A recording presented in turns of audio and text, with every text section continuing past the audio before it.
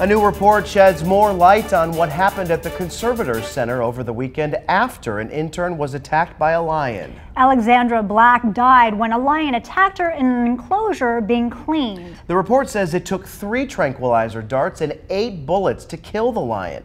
But there are other questions about the response. Ultimately, it was Caswell County deputies who shot and killed the lion, but is that part of their training? WFMY News 2's Erica Stapleton is taking a closer look.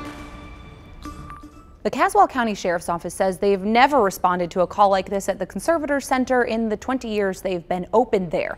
But the Sheriff's Office isn't actually the first in line to respond to those calls. Lieutenant Daryl McLean tells me it's the county's animal control that has jurisdiction over the animals at the Conservator Center, and the Sheriff's Office is called in as backup. This isn't unusual. I also called the Randolph County Sheriff's Office, and they told me something similar when it comes to the North Carolina Zoo. The zoo has rangers on hand to deal with potential animal attacks, and their deputies would respond as backup.